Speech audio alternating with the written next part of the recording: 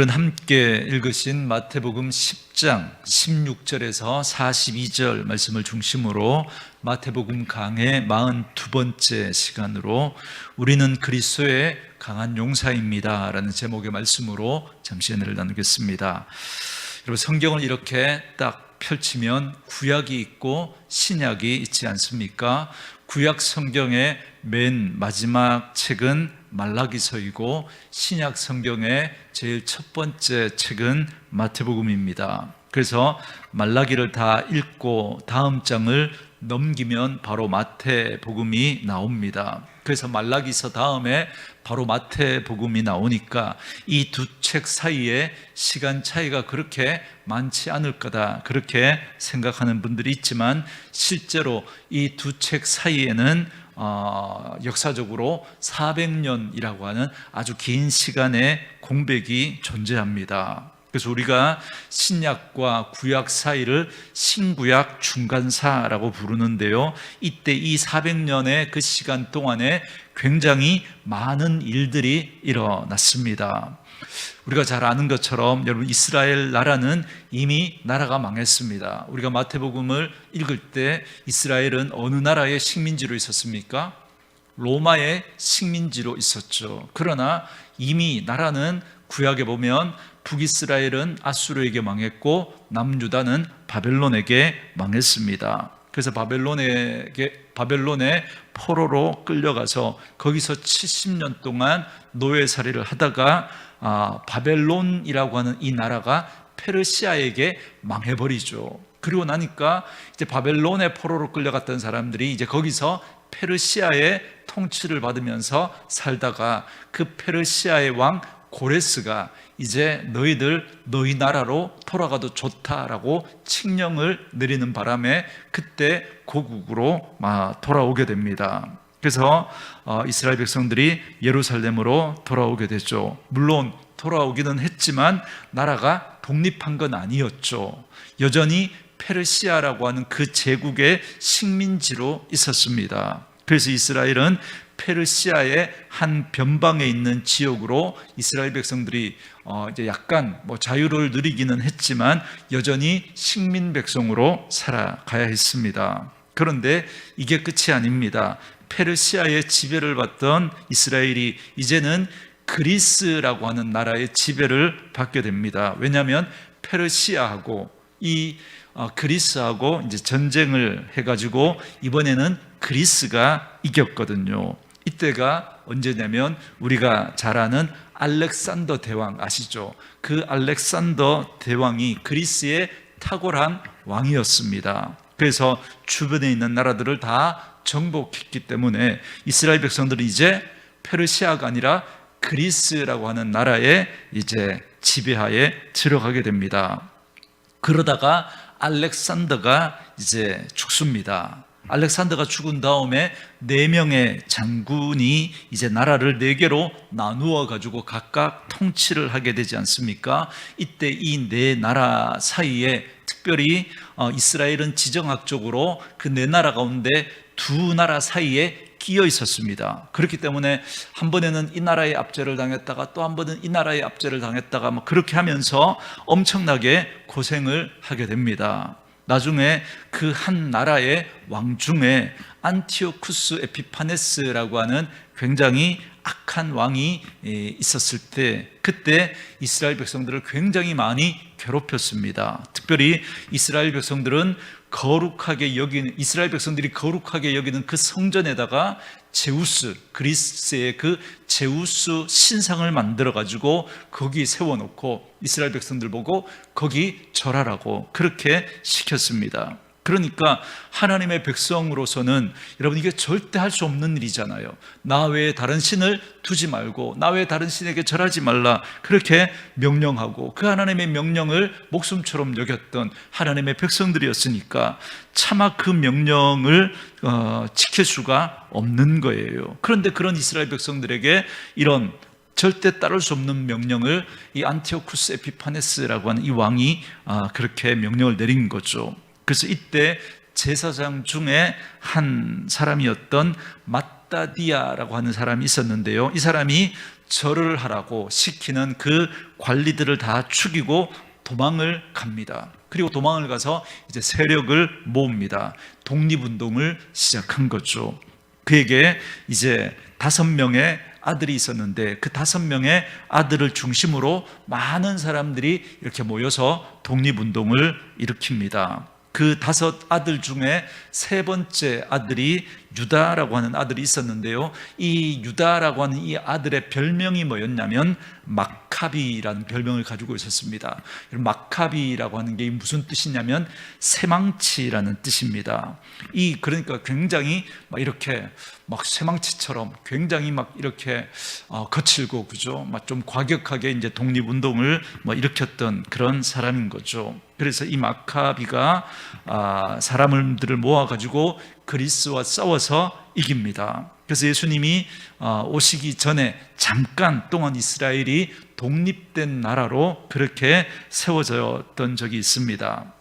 사실 이때가 그리스가 힘이 없어서 그런 게 아니고 그리스라고 하는 그 나라 안에 이렇게 내전이 있었습니다. 내분이 있어가지고 막 이것 때문에 막 시끄러우니까, 그런데 이 막하비가 막 혁명을 일으켜가지고 막 독립운동을 하고 막 이렇게 하니까 그래 뭐 이제 귀찮다, 너희들 거기서 그냥 그렇게 살아라, 이제 이렇게 허락을 해줬던 거죠. 그렇게 해서 잠시 독립을 이룬 적이 있었는데 그게 한 80년 정도 됩니다. 그래서 마카비 왕조라고 하면서 이 신구약 중간사 한 80년 동안 이 마카비 왕조가 들어서서 그때 이스라엘 백성들이 아주 소중한 독립된 나라로 존재했던 그런 시간이 있었습니다. 그러다가 나중에 또 로마가 그리스와 싸워가지고 이제 또 로마가 그리스를 이깁니다. 그러니까 이제 잠시 내버려뒀던 그 유대 그 땅도 그죠? 이 로마가 정복을 하고 다시 이제 이스라엘은 이 로마의 식민지를 받게 되는 것이죠. 그래서 그때 여러분들이 성경에서 많이 들었던 헤롯 가문이라고 하는 사람들이 로마에 이렇게 막 줄을 서가지고 딸랑딸랑거리면서 아부를 하고 막 그래가지고 이스라엘을 통치하게 됩니다. 그러니까 로마의 지배하에 이스라엘이라고 하는 이 나라의 헤롯이라고 하는 분봉왕, 그러니까 뭐 옛날에 그저 중세시대 영주 같은 그런 사람이죠. 그래서 그 지역을 이렇게 다스리는, 로마의 명을 받아서 그 지역을 다스리는 분봉왕으로 헤롯이 이제 그 땅을 다스리고 있었습니다. 그러니까 실제로는 로마의 속국이면서 분봉왕이었던 헤롯의 통치를 받게 되었던 거죠. 바로 이 무렵에 예수님이 태어나십니다. 그러니까 예수님이 태어났던 그 시대의 사람들은 굉장히 어떤 시대를 그리워했던 한 시간이 있었습니다. 그때가 언제겠습니까?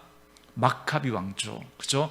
한때 독립을 이루었던 그 마카비가 독립된 나라를 세웠던 그 80년의 세월을 너무너무 그리워했던 거예요. 그래서 다시 한번 마카비 같은 그런 탁월한 지도자가 나와가지고 다시 이 나라를 독립시켜줬으면 좋겠다. 그래서 그 마카비 때 그 독립된 나라, 그 이전에 다윗 왕국 때처럼 그렇게 정말 강성했던 이스라엘로 우리나라를 회복시켜 주었으면 좋겠다라고 하는 기대와 간절한 소망을 사람들이 가지고 있었던 겁니다.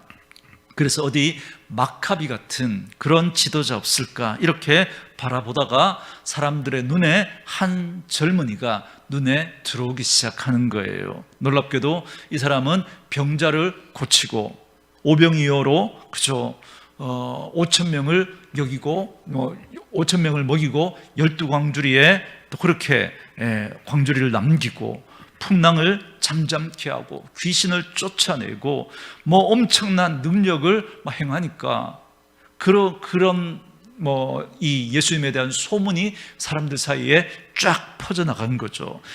저 사람이야말로 우리를 로마의 압제에서 건져줄 사람이다라고 사람들이 몰려들기 시작했던 겁니다. 그 젊은이가 바로 예수 그리스도인 거죠. 예수님이셨습니다. 자, 그렇다면 예수님은 어떤 생각을 가지고 있었을까요? 사람들은 이렇게 저 예수님이면 저 예수님이면 마치 마카비테처럼 그렇게 우리를 이끌고 저 로마와 싸워서 우리를 해방시켜 줄 수 있겠구나, 그런 기대를 가졌던 거죠.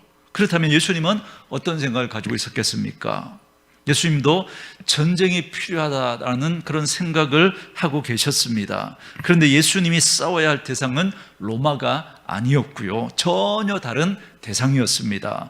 예수님은 저 바벨론이나 페르시아, 그리스, 로마 같은 그런 이스라엘을 괴롭혔던 여러 나라 대신에 그 배후에서 역사하시는 진짜 실세가 있다고 생각하고 그 실세와 싸우려고 했습니다. 여러분, 그 실세가 누굴까요? 사단, 마귀인 거죠. 그래서 주님은 이 마귀의 세력과 싸우려고 했습니다. 자, 말씀드린 것처럼 처음에 사람들은 예수님에게 많은 기대를 걸었는데요, 그런데 시간이 지나면서 예수님이 행하시는 그런 행동이 점점 이해가 되지 않으면서 슬슬 사람들이 이제 떠나가는 사람들이 생겨나기 시작했습니다. 그러다가 마지막까지 기대를 저버리지 않고 따랐던 사람들은 예수님이 이제 드디어 예루살렘에 입성하실 때 그들이 어떻게 합니까?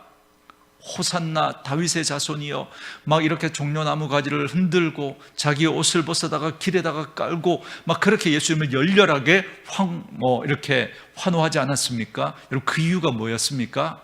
드디어 때가 되었구나. 예루살렘에 이제 예수님이 입성하시면 이제 거기서 이제 사람들을 규합해서 이제 저 로마와 맞서서 우리나라를 이렇게 회복하시겠구나, 이제 그런 기대를 했던 거죠. 그런데 사람들의 그런 기대와는 달리 예수님은 어떻게 하십니까? 아무런 기적을 행하지 않습니다. 이런 복음서를 읽어보시면 예수님께서 처음에 그저 혜성같이 등장하시면서 많은 이적들을 행하잖아요. 그런데 점점 십자가를 향해 나아가시면서 기적을 행하시지 않아요. 제자들의 사역에 집중하시면서 기적을 행하지 않습니다. 특별히 여러분, 예루살렘에 입성하시고 난 다음에 예수님은 기적을 하나도 행하지 않죠. 베드로가 말고의 길을 자르니까 그 말고의 길을 붙이는 그 이적 말고는 어떤 기적도 행하지 않습니다. 사람들이 그저 잡으러 오면 잡히고, 그저 채찍으로 때리면 맞고, 찌르면 찔리고, 그저 힘없이 그렇게 십자가에서 죽으십니다. 그러면서 사람들의 기대와는 너무나 다른 그런 예수님의 모습을 보면서 사람들은 예수님에 대한 그 기대를 완전히 접어버리죠. 그래서 뭐라 그럽니까? 십자가에 못 박으라고 그렇게 외쳤던 겁니다. 그러나 예수님은 그 사람들의 반응에 신경 쓰지 않으시고 자기가 해야 할 일들을 묵묵히 하셨습니다. 특별히 예수님은 오늘 본문에 보면 제자들을 세상 가운데로 파송하십니다. 여러분, 이 그림은 마치 아주 강력한 훈련을 시키고 난 다음에 특공대를 이렇게 비행기를 띄워가지고 적진 한가운데로 딱 떨어뜨리고, 낙하산을 타고 이렇게 딱 떨어뜨리고 이렇게 돌아가면 그 임무를 수행하지 않습니까? 마치 그런 특공대처럼 그렇게 적진에 떨어뜨리는 것하고 비슷합니다. 그래서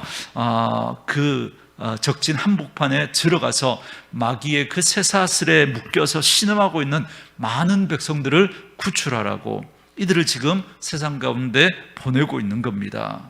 그런데 주님은 2000년 전에 자신을 따르던 그 제자들만 보내신 게 아니고요, 여러분, 오늘 이 시대를 살아가는 저와 여러분들에게도 주님의 강한 용사로 우리는 이 세상 가운데로 보내십니다. 오늘 본문이 바로 그 이야기를 말씀해 주고 있습니다. 그래서 지난주 말씀처럼, 지난주 말씀 지지난주였죠. 헌신 예배가 있어서 기억나십니까?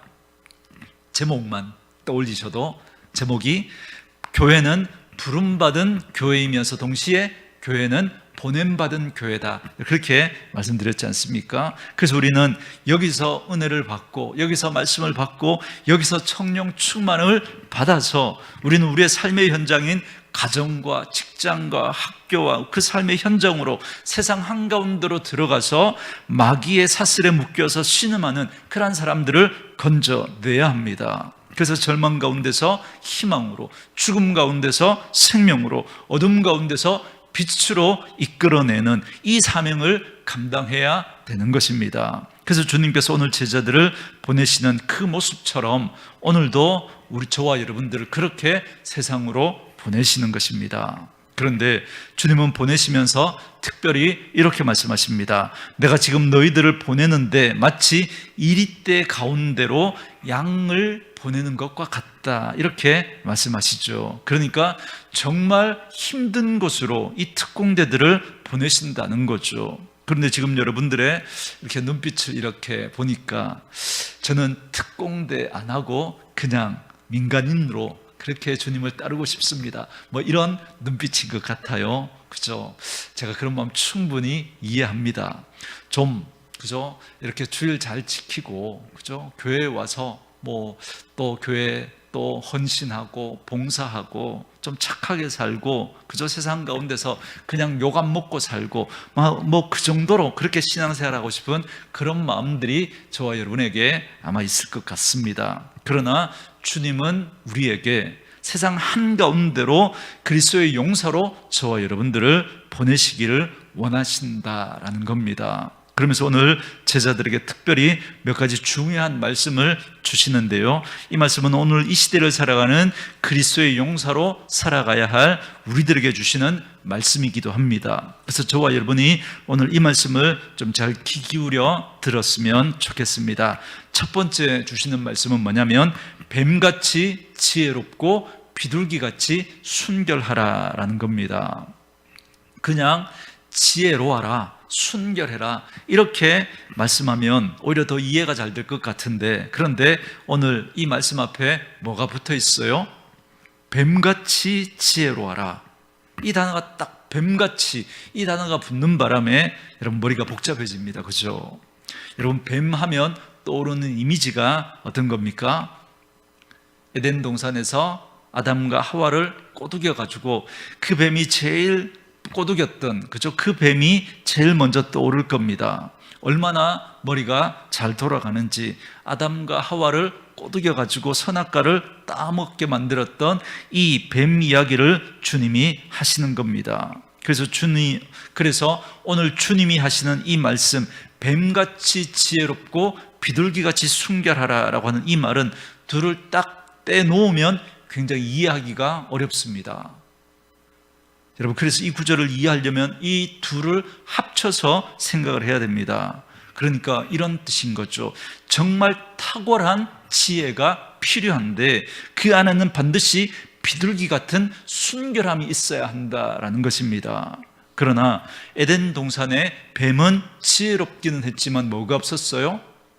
순결함이 없었던 겁니다. 그래서 그 지혜는 사람을 망하게 하고 영원한 심판으로 몰아넣고 하나님과 원수가 되게 만드는 악한 데 쓰여졌던 겁니다. 여러분, 우리가 지혜로워야 할까요? 그럼요, 우린 지혜로워야 합니다. 그래서 세상을 분별할 수 있어야 합니다. 그러나 그 지혜가 순결함을 잃어버리면 안 된다라는 사실을 꼭 기억하셔야 합니다. 그래서 우리의 그 지혜가 여러분 어떻게 드러나야 되냐면, 잔머리를 서서 내가 손해 안 보고, 그게 아닌 거예요. 그 지혜는요, 어떻게 하면 여러분 그걸 통해서 다른 사람들을 살리고 세우고 정말 사망의 그 어둠 가운데 있는 그들을 빛 가운데로 이끌어낼 수 있는지, 여러분 그러한 모습으로 우리의 지혜가 드러나야 하는 것입니다. 그런데 여러분, 주님의 이 지혜가 어떤 건지 아십니까? 이런 주님이 말씀하시는 이 지혜, 정말 뱀처럼 지혜로워야 하지만 정말 그러나 또 비둘기같이 순결해야 되는 이 주님이 말하는 지혜는 어떤 거냐면, 여러분 주님의 지혜는 세상 사람들이 볼 때는 이렇게 이해가 안 되는 거예요. 한마디로 말하면 바보 같은 지혜입니다. 바보 같은.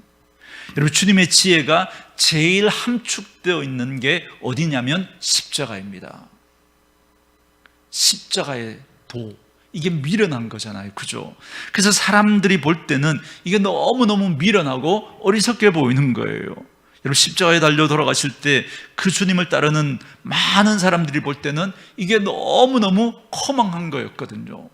말씀드린 것처럼 정말 마카비처럼 정말 이 나라를 로마의 압제하에서 우리를 구원할 자라고, 그렇게 사람들은 예수님을 따랐습니다. 왜요? 예수님께서 병자를 고치시고 귀신 들린 자를 내어 쫓으시고 무리를 걸으시고 풍랑을 잠잠케 하시고 죽은 자를 살리는 그런 모습을 보면서 이 예수님이라면 정말 우리나라를 그저 로마의 압제 가운데서 회복하고 정말 우리의 문제를 해결해 줄 수 있구나라고 그렇게 예수님을 따랐지만, 그러나 여러분 정작 그것으로는 여러분 사람을 그 제 문제를 해결할 수가 없는 거예요. 그래서 예수님은 어떻게 하십니까?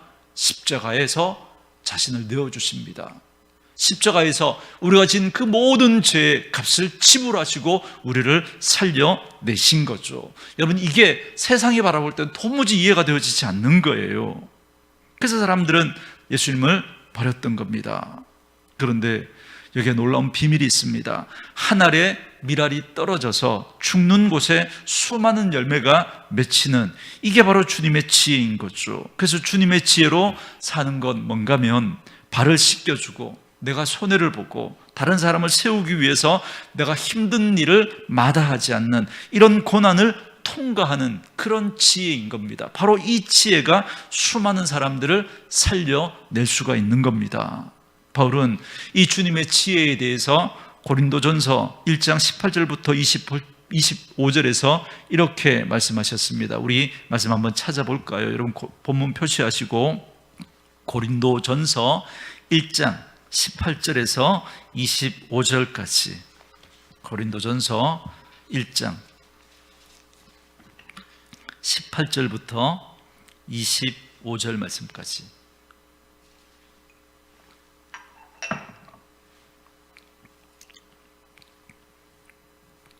자, 우리 같이 한번 읽도록 하겠습니다. 시작. 십자가의 도가 멸망하는 자들에게는 미련한 것이요 구원을 받는 우리에게는 하나님의 능력이라. 기록된 바 내가 지혜 있는 자들의 지혜를 멸하고 총명한 자들의 총명을 폐하리라 하였으니, 지혜 있는 자가 어디 있느냐? 선비가 어디 있느냐? 이 시대의 변론가가 어디 있느냐? 하나님께서 이 세상의 지혜를 미련하게 하신 것이 아니냐? 하나님의 지혜에 있어서는 이 세상이 자기 지혜로 하나님을 알지 못함으로 하나님께서 전도에 미련한 것으로 믿는 자들을 구원하시기를 기뻐하셨도다. 유대인은 표적을 구하고 헬라인은 지혜를 찾으나 우리는 십자가에 못 박힌 그리스도를 전하니, 유대인에게는 거리끼는 것이요 이방인에게는 미련한 것이로되 오직 부르심을 받은 자들에게는 유대인이나 헬라인이나 그리스도는 하나님의 능력이요 하나님의 지혜니라. 하나님의 어리석음이 사람보다 지혜롭고 하나님의 약하심이 사람보다 강하니라. 아멘. 여러분 이건 놀라운 역설이죠, 그렇죠? 사람들이 볼 때 십자가는 제일 미련한 거예요.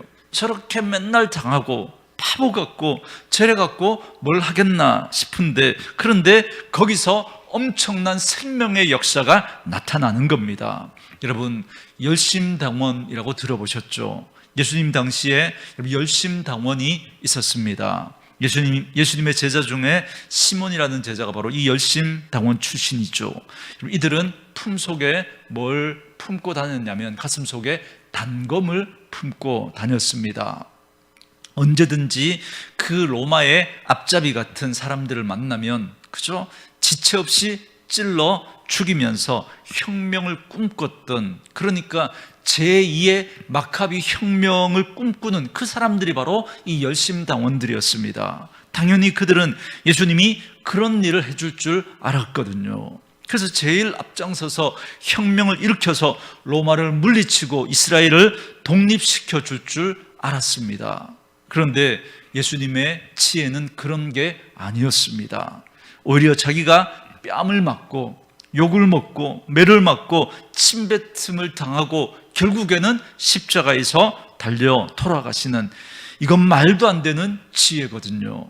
그런데 세상이 볼 때 제일 미련한 이것이 하나님의 지혜였고, 여기서 하나님의 능력이 나타난 겁니다. 여러분, 지금 우리가 살아가고 있는 이 세상은 무한 경쟁 사회입니다. 태어날 때부터 죽을 때까지 무한 경쟁 속에 살아가야 합니다. 예를 들면 고등학생 아이들에게 여러분 이런 마음이 있습니다. 내가 내신 성적 잘 받아서 그래야 좋은 대학 갈 수 있지 않습니까? 그러니까 같이 공부하는 옆에 있는 친구들 하나하나가 다 뭐예요? 경쟁 상대인 거예요. 경쟁 상대. 그래서 내가 그 아이보다 성적이 더 잘 나와야만, 그죠? 내가 더 높은 등급 받아서 좋은 대학 갈 수 있잖아요. 그런데 내가 아무리 열심히 해도 이 아이를 이길 수가 없는 거예요. 넘을 수가 없는 거예요. 죽었다 깨도 얘를 못 넘겠어. 얘를 넘어야 한 등급 올라가서 내가 꿈꾸는 그런 좋은 대학 들어갈 수 있겠는데, 그런데 안 되는 거예요. 못 넘겠는 거예요. 근데 어느 날 이런 소식이 들려옵니다. 얘가 교통사고가 나가지고, 그죠? 학교에 당분간 못 온다는 거예요. 지금 중간고사 기간인데 교통사고가 난 겁니다. 여러분 얼마나 안타까워요. 그런데 안타까운 마음은 요만큼, 그리고 속으로 내심으로 잘 됐다 기뻐하는 마음이 이만큼인 거예요. 실제로 여러분 이게 세상이 주는 지혜의 문제인 거죠. 내가 이제 그 좋은 대학에 들어가려면 얘를 이겨야 되니까.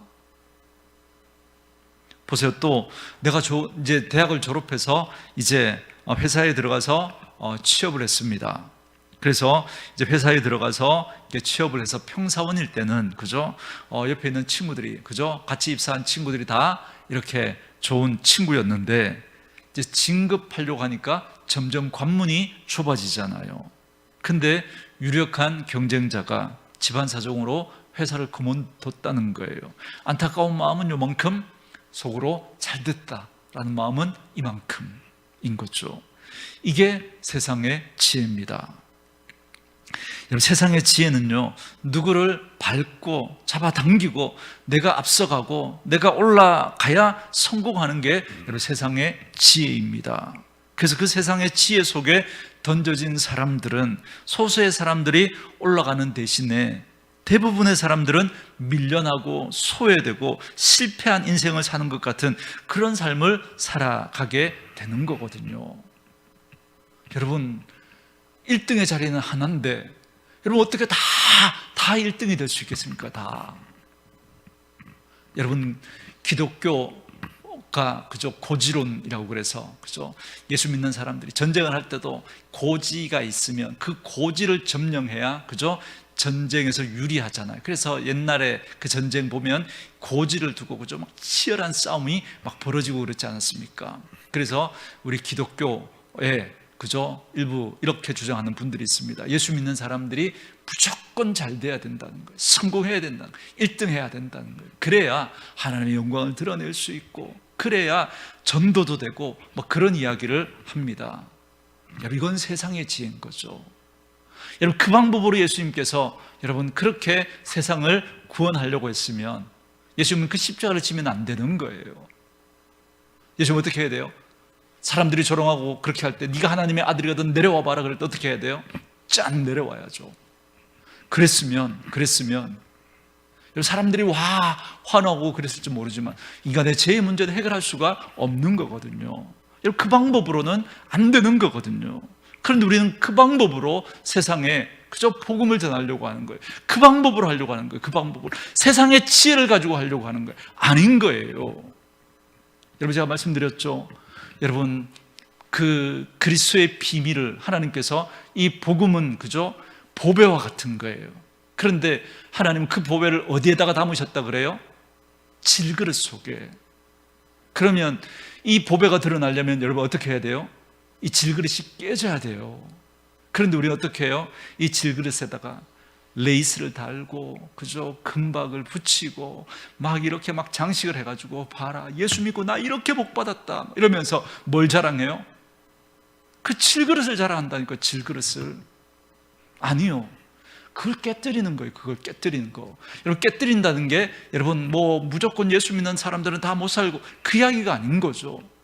여러분, 잘 되었을 때, 그때 나는 이 높은 자리, 이것 때문에 나는 사는 사람이 아니고, 잘 되었을 때 나는 이 돈 때문에 사는 사람이 아니고, 그때 거기서 그걸 깨뜨릴 수 있는 사람, 이 돈을 하나님의 영광을 위해서 쓸 줄 알고, 내 자리, 나를 드러내는 자리가 아니라 이 자리에서 하나님을 드러낼 수 있는 그런 사람이 바로 그 질그릇을 깨뜨리는 거죠. 나는 이것 때문에 사는 자가 아니고 나를 이 자리에 있게 하신 분은 하나님이시고 나는 그 예수님 때문에 나는 살아가는 자입니다. 나는 예수 없으면 살 수 없는 자입니다라는 걸 그 자리에서 드러내는 사람, 그 사람이 그 질그릇을 깨뜨리는 거죠. 반대로 예수 믿는데 안 됐어요.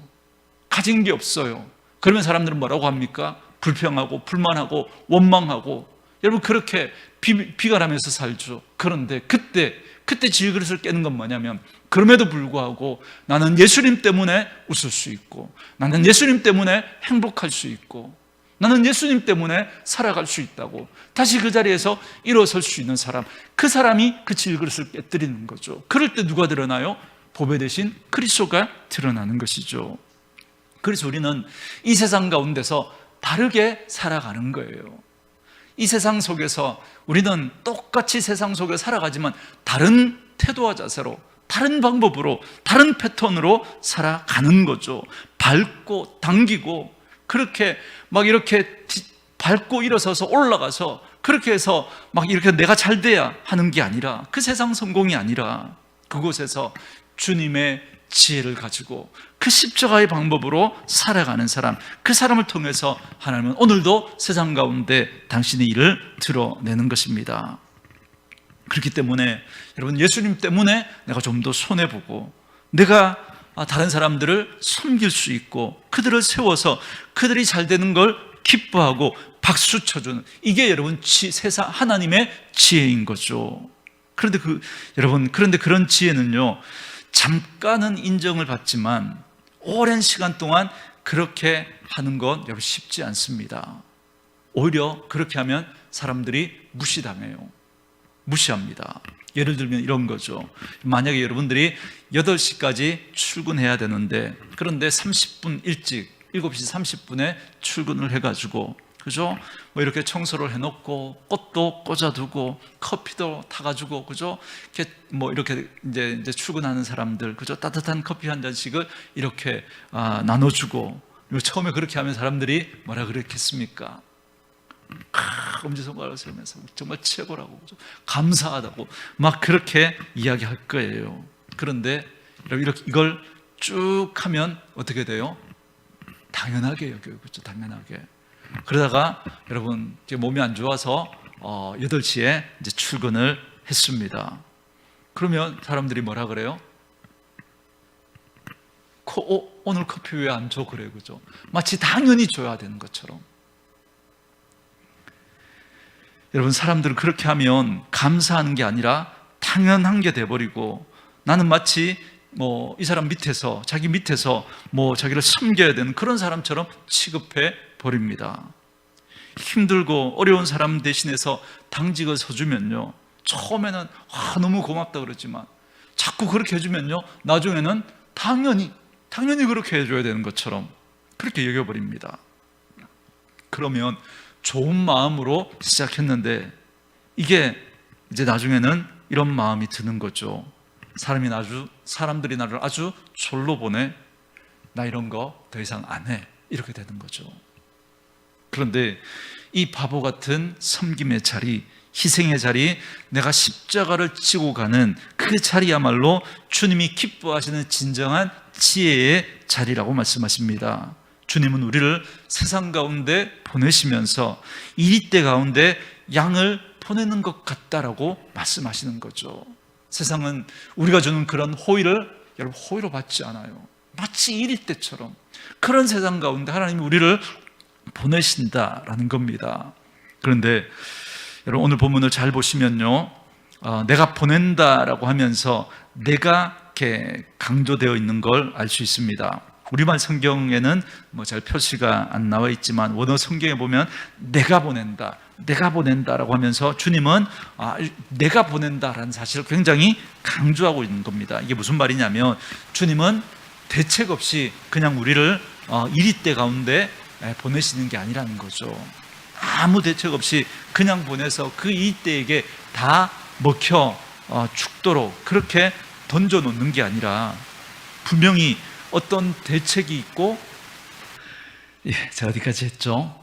예, 주님은 그렇게 우리를 세상 가운데, 정말 이리때 같은 그 세상 가운데 우리를 보내면서 그냥 보내시지 않으시고 내가 보낸다라고 하시면서 주님이 보내신다라는 사실을 강조하십니다. 이런 거죠. 내가 대책 없이 아무 생각 없이 보내는 게 아니라는 거죠.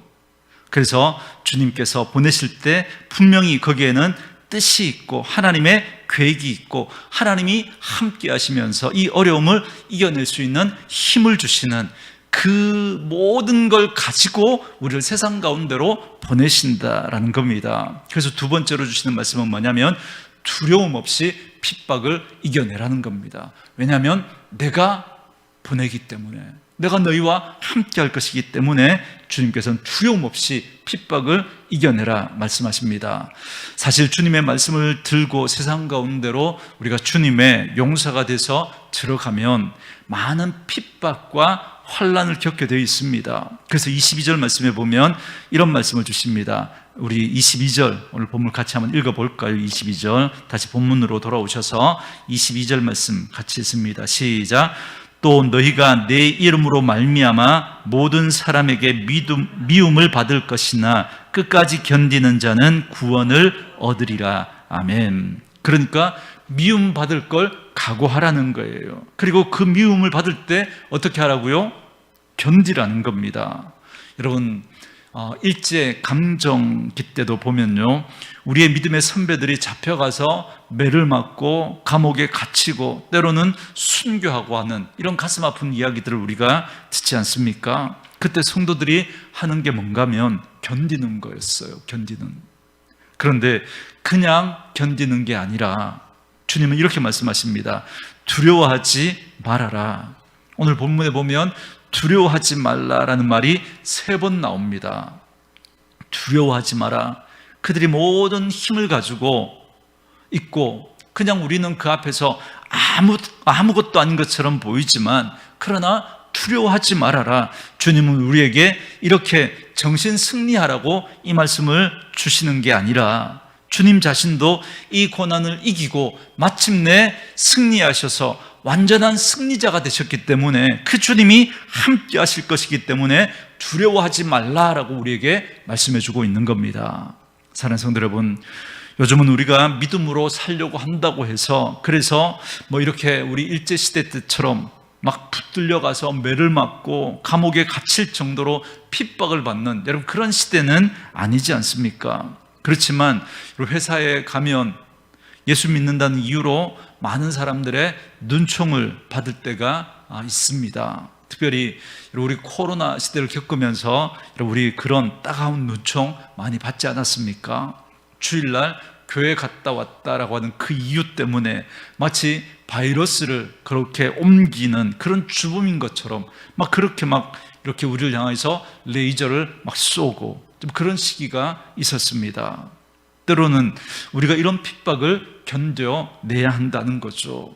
요즘처럼 정말 예수 믿는 우리 그리스도인들에 대한 그런 이미지가 안 좋은 때가 정말 또 있었는가 싶을 만큼 정말 예수 믿는 그리스도인들에 대하여서 세상 사람들이 얼마나 안 좋은 시선으로 바라보는지 모릅니다. 그렇기 때문에 우리는 그런 그들의 따가운 시선을 우리는 견뎌내야 합니다. 어쩌면 안 믿는 집에서 혼자 신앙생활하는 분들은 주일날 교회 오시면서 혹시 가족들이 못 가게 할까봐 눈치를 보면서 어떻게 하면 교회 갈 수 있을까 눈치를 보고 마음 졸이면서 그렇게 교회에 오셔야 하는 분들도 있고요. 또 예배 좀 늦기만 하면 또 집에 가서 또 무슨 난리가 난 것처럼 그렇게 또 조마조마한 마음으로 또 이렇게 이렇게 하지는 않을까 이제 그런 마음으로 예배를 드리는 분들도 있을 겁니다. 그러나 주님 말씀하십니다. 두려워하지 말고 이 어려움을 잘 견디면서 하나님 바라보신다면 하나님이 여러분과 함께 할 것이다 라는 겁니다. 특별히 28절에 보면 이런 말씀이 나옵니다. 몸은 죽여도 영혼은 능히 죽이지 못하는 자들을 두려워하지 말고 오직 몸과 영혼을 능히 지옥에 멸하실 수 있는 이를 두려워하라. 우리가 그죠? 사람들이 아무리 예수 믿는 사람들을 때리고 감옥에 가두고 순교의 제물이 되게 해도 그들이 우리의 몸은 죽일 수 있을지 몰라도 우리의 영혼은 여러분 손댈 수 없습니다. 그렇기 때문에 우리가 진짜 두려워해야 할 분이 있다는 거예요. 진짜 두려워해야 할 분. 우리가 진짜 두려워해야 할 그 하나님을 두려워하게 되면 여러분 우리는 사람을 두려워하지 않게 된다는 겁니다. 몸과 영혼을 같이 살릴 수도 있고 죽일 수도 있는 분이 누구입니까? 하나님이시죠. 그래서 우리가 진짜 두려워해야 될 그 하나님을 두려워하게 되면 우리는 사람을 두려워하지 않습니다. 그러나 사람을 두려워하니까, 그러니까 우리가 진짜 두려워해야 할 그 하나님 앞에서는 그죠? 우리가 함부로 행하고 사람의 눈치를 보는 것 아니겠습니까? 저는 말씀으로 정말 말씀 붙들고 살아가는 저와 여러분들이 정말 살아계신 그 하나님, 우리의 생사 여탈권을 가지고 계신 그 하나님을 두려워하실 수 있는 그분 될 수 있기를 원합니다. 그 하나님 두려워하면 우리는 더 이상 세상을 두려워할 필요가 없습니다. 여러분, 죽음을 두려워하지 않는 사람은 나머지 것들은 다 시시한 거예요. 진급 못하면 어떡하지? 여러분, 죽음도 두려워하지 않는데 그 진급 못하는 것, 그게 대수겠습니까? 죽음도 두려워하지 않는데 우리의 대학 못 들어가면 어떻게 하지? 여러분, 정말 그 주님을 두려워하면요, 그리고 그 주님이 우리 아이의 그 인생을 붙들고 계신다는 사실을 우리가 믿으면요, 여러분, 혹시 그 대학에 못 들어갔어도 우리의 아이의 그 인생을 하나님이 가장 선하게, 가장 복되게, 가장 아름답게 인도해 내실 줄 믿습니다. 그래서 우리는 그 하나님을 두려워하고 그 하나님이 우리의 인생을 붙들고 계신다는 사실을 우리는 인정해야 합니다. 여러분, 그렇기 때문에 오늘 특별히 오늘 본문에 이렇게 이야기합니다. 참새 이야기를 꺼내시잖아요. 그죠? 참새 2마리가 팔리는데 이게 워낙 가치 없는 거니까, 그죠? 한 마리 가지고는 이게 이렇게 제대로 값을 치를 수 없으니까 2마리를 세트로, 그죠? 떠리로 묶어서 이렇게 파는데, 여러분, 얼마에 팔린다 그래요? 한 아사리온.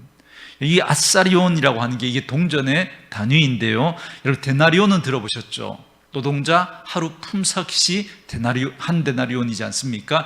그 한 데나리온의 16분의 1의 가치가 한 아사리온입니다. 그러니까 요즘으로 치면 한 3,000원 정도, 그 정도 되는 돈입니다. 그러니까 참새 2마리, 그거 그냥 2마리 이렇게 묶어야 한 3,000원에 팔리는 그 참새도, 그죠? 참새조차도 하나님이 허락하지 않으면 절대로 땅에 떨어지지 않는다는 거예요. 그러니까 하나님이 이렇게 우리를 보시면서 말씀하시는 거예요. 너희들은 그 참새와는 비교할 수도 없는 너무나 귀하고 소중한 내 백성들이다. 참새까지도 하나님이 붙들어 주신다면 하물며 너희는 어떻게 하겠느냐? 주님이 이렇게 말씀하고 계시는 거죠. 주님이 내 인생을 책임지시고 붙들어 가실 것이다. 이걸 믿는 사람은요, 어떠한 환난과 역경과 어려움과 불이익을 당해도 두려워하지 않고 믿음으로 걸어갈 수 있는 것입니다. 그렇기 때문에 세상 가운데 우리를 보내시면서 두려워하지 마, 내가 너를 책임질 거야, 내가 너와 함께 할 거야 라고 말씀하고 계신 겁니다. 그리고 마지막으로 오늘 본문에서 주님이 주시는 말씀은 이겁니다. 최후 승리를 바라보라는 겁니다. 최후 승리를. 우리 그리스도인들은요, 앞에서 제가 말씀드린 것처럼 그리스도의 강한 용사로 세상 한가운데로 뛰어 들어가는 그런 특공대와 같은 사람들입니다. 그런데 가면 환난과 핍박이 기다리고 있을 텐데 이겨내야 됩니다.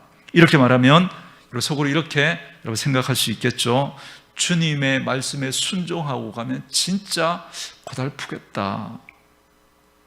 나는 강한 용사는 안 되고 그냥 민간인으로 그냥 멀찍이 주님을 따라갔으면 좋겠다. 그래서 주일날 예배 좀 잘 드리고 젠틀한 크리스천으로 그렇게 살아가면서 그냥 그렇게 하면 좋겠다, 이런 생각을 할 수 있습니다. 그런 사람들에게 주님이 이런 말씀을 주십니다. 여러분, 38절과 39절인데요 우리 38절 39절 한 목소리로 같이 한번 읽겠습니다. 시작. 또 자기 십자가를 지고 나를 따르지 않는 자도 내게 합당하지 아니하니라. 자기 목숨을 얻는 자는 잃을 것이요 나를 위하여 자기 목숨을 잃는 자는 얻으리라. 아멘. 여러분, 너무나 역설적이지 않습니까? 자기 목숨을 잃는 자는 오히려 얻을 것이고 자기 목숨을 얻으려고 몸부림치는 자는 거꾸로 목숨을 잃게 될 거라는 겁니다. 여러분, 특별히 오늘 말씀을 이해하기 위해서 본문을 좀 더 깊이 들여다봐야 되는데요. 여러분, 사실 본문에 보면 주님께서 내가 너희들이 유대 땅을 다 돌기 전에 내가 다시 올 거라는 이 말씀을 주셨는데요. 이때가 언제인지에 대한 많은 논란이 있습니다. 그러니까 유대 땅을 다 돌기 전이니까, 그죠? 유대 땅 뭐 그렇게 크지 않잖아요. 그러니까 며칠이면 돌 수 있잖아요. 그러니까 이게 문자 그대로 이 며칠 후를 말하는 건지 아니면 주님 재림하실 때를 말하는 건지, 뭐 여기에 대한, 그죠? 이 논쟁이 마태복음 뒤로 가면 계속 이 논쟁이 있는데요. 저는 이렇게 설명하고 싶습니다. 여러분, 겹쳐 있는 두 개의 산을 보잖아요.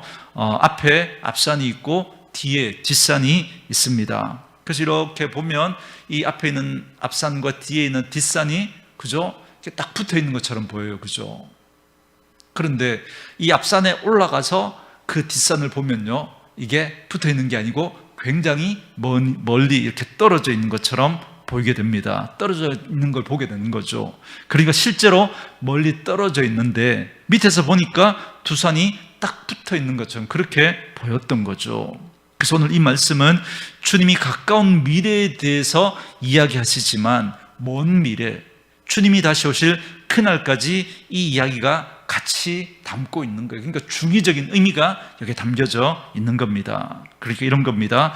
지금 당장에는 우리가 환난을 당하고 핍박을 당하고 고난을 당하고 어려운 것처럼 보이지만 결국 주님이 다시 오시는 날 모든 것이 밝히 드러날 거라는 겁니다. 누가 충성된 사람이고 누가 진짜 하나님의 용사인지가 드러나게 될 겁니다. 누가 진짜 주님의 나라를 위해서 십자가를 지고 따르는 사람인지 드러나게 될 겁니다. 바울이 말한 것처럼 현재 우리가 당하는 고난은 장차 주님이 주실 그 영광과 비교할 수 없습니다.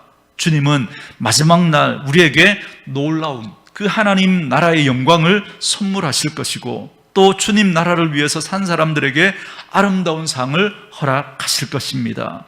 우리에게만 아니라 우리에게 냉수 한 그릇 대접한 그 사람들에게까지 주님은 상을 주시려고 계획하고 계시는 겁니다. 그렇기 때문에 주님이 주실 그 상을 바라보라는 겁니다. 그 상이 여러분 당장에 우리에게 주어질 수도 있어요. 정말 주님을 위해서, 복음을 위해서 귀하게 헌신했던 그 사람들에게 주님께서 당장에, 그죠? 그렇게 살았던 그 삶에 대하여서 보상을 해 주실 수도 있습니다. 그러나 그렇지 않을 수도 있죠. 어떤 분들은요, 보면 그렇게 헌신했을 때 그 자녀들에게 하나님이 복을 주셔서 그 자녀들이 잘 되게 하시는 그런 복을 받기도 합니다. 그리고 어떤 분들은 하나님 앞에 섰을 때 그때, 여러분, 그때는 분명히, 그죠? 그 상을 하나님 결단코 잃지 않을 거라고 말씀하시죠.